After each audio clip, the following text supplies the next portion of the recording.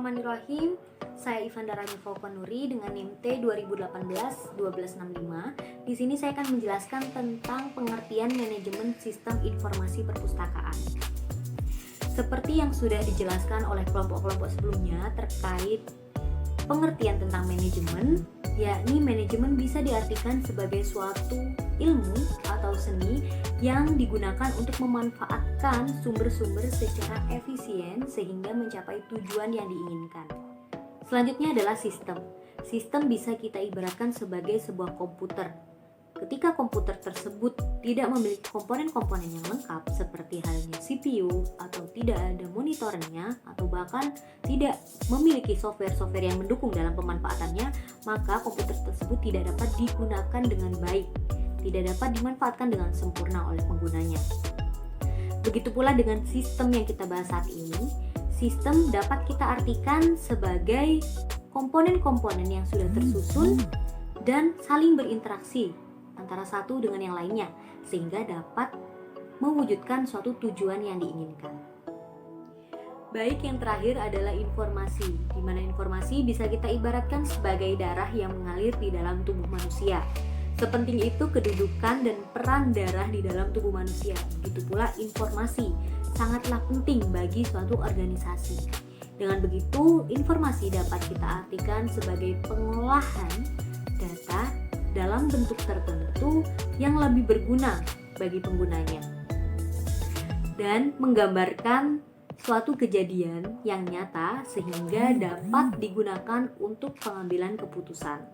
Baik, dari beberapa pernyataan yang telah saya sebutkan sebelumnya bahwasanya pengertian manajemen sistem informasi yakni suatu sistem organisasi yang berfungsi untuk mengelola manajemen suatu organisasi. Dalam hal ini, kita pembahasannya mengarah kepada organisasi perpustakaan karena perpustakaan merupakan salah satu organisasi yang memberikan layanan informasi kepada para penggunanya. Maka dari itu, sistem informasi ini dapat berguna untuk mengelola manajemen perpustakaan. Sekian dari saya, terima kasih. Perkenalkan, nama saya Robi Khairul Masrukin dengan NIM T 2018-1290. Dalam kesempatan kali ini saya akan menjelaskan tentang karakteristik sistem. Suatu sistem pasti memiliki karakteristik tersendiri atau ciri-ciri atau sifat-sifat tersendiri. Nah, menurut Jogianto merumuskan bahwasanya ada beberapa karakteristik pada sistem, yaitu ada 8. Yang pertama yaitu komponen sistem.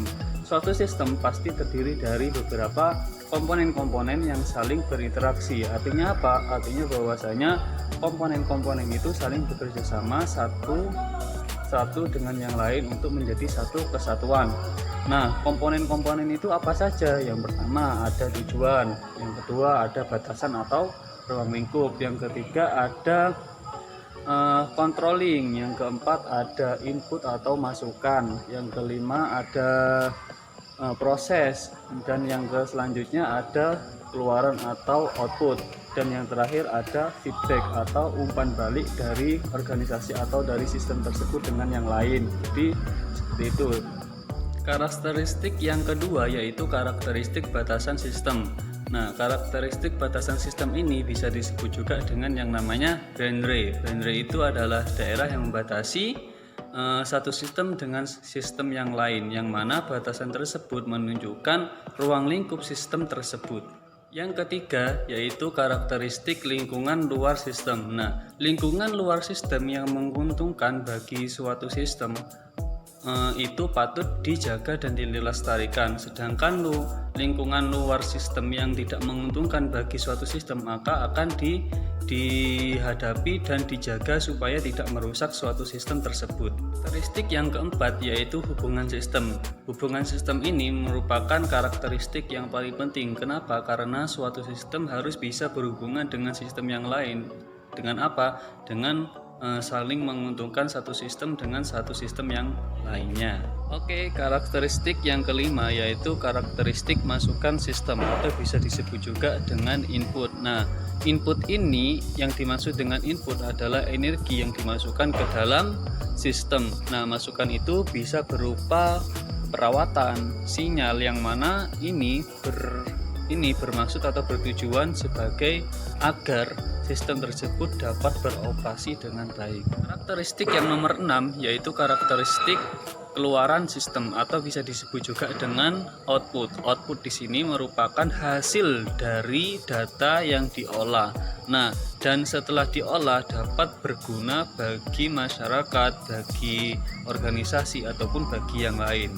Karakteristik yang nomor 7 yaitu karakteristik pengolah sistem, yang mana sistem tersebut pasti harus memiliki pengolah, bagian pengolah agar dapat mengubah masukan menjadi keluaran yang berkualitas, yang berguna, dan lain-lain.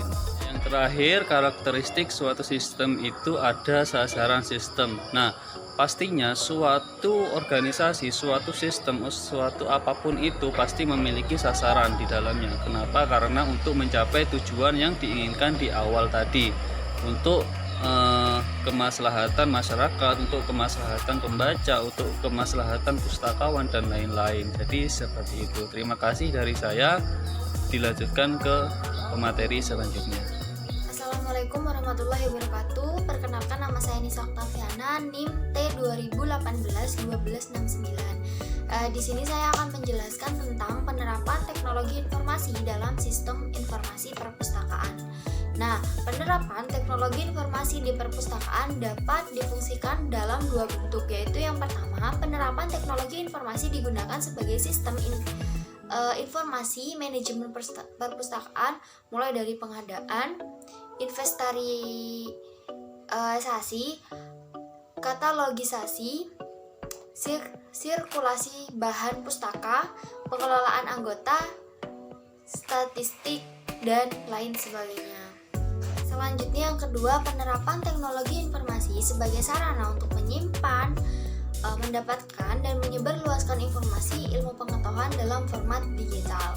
Dalam sebuah sistem informasi untuk otomasi perpustakaan terdapat beberapa komponen atau unsur yang saling berkaitan dan mendukung satu dengan utama dalam sebuah sistem informasi untuk otomasi perpustakaan. Selanjutnya, komponen sistem informasi perpustakaan. Ada beberapa komponen yang perlu diketahui, yaitu pengguna unsur, perangkat keras, perangkat lunak, jaringan data, dan panduan operasional atau manual. Selanjutnya, perbedaan otomasi perpustakaan dengan perpustakaan digital. Nah, yang pertama, sistem otomasi perpustakaan adalah penerapan teknologi informasi pada pekerjaan administratif di perpustakaan agar lebih efektif dan efisien. Nah, bidang pekerjaan yang dapat diintegrasikan dengan sistem informasi perpustakaan adalah penggadaan, inventarisasi, katalogisasi, sirkulasi bahan pustaka, pengelolaan anggota, statistik, dan lain sebagainya. Selanjutnya, sistem perpustakaan digital. Nah, sistem perpustakaan digital sendiri adalah penerapan teknologi informasi sebagai sarana untuk menyimpan, mendapatkan, dan menyebarluaskan dalam informasi digital, atau secara sederhana dapat dianalogikan sebagai tempat menyimpan koleksi perpustakaan yang sudah dalam bentuk digital. Sekian penjelasan dari saya, kurang lebihnya mohon maaf. Saya Ifatul Zahratul Fitria dengan NIM T2018-1270. Di sini saya akan menyampaikan mengenai otomasi perpustakaan dengan perpustakaan digital. Apa sih yang dinamakan kedua sistem tersebut? Yang pertama yaitu otomasi perpustakaan, yaitu sebuah proses pengelolaan perpustakaan dengan menggunakan bantuan teknologi informasi. Dengan bantuan tersebut, beberapa pekerjaan manual dapat dipercepat dan diefisienkan. Sedangkan perpustakaan digital yaitu perpustakaan yang mempunyai koleksi buku sebagian besar dalam bentuk format digital dan yang bisa diakses dengan komputer. Kedua sistem tersebut memiliki perbedaan, diantaranya dari segi aksesibilitas dan manajemen pengembangan sistemnya. Yang pertama yaitu dari segi aksesibilitas. Dalam sistem perpustakaan digital dirancang agar koleksi perpustakaan mudah diakses dan jangkauan aksesnya luas. Penelusur dari manapun dapat mendapatkan buku secara langsung tanpa bertatap muka dengan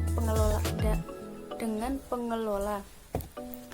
Yang kedua yaitu dari segi manajemen pengembangan sistem.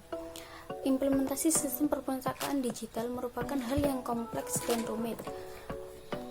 Perlu perencanaan yang matang, mulai dari penyiapan white paper, spesifikasi, fungsional sistem, model bisnis, manajemen teknologi, dan lainnya. Sekian dari saya, terima kasih.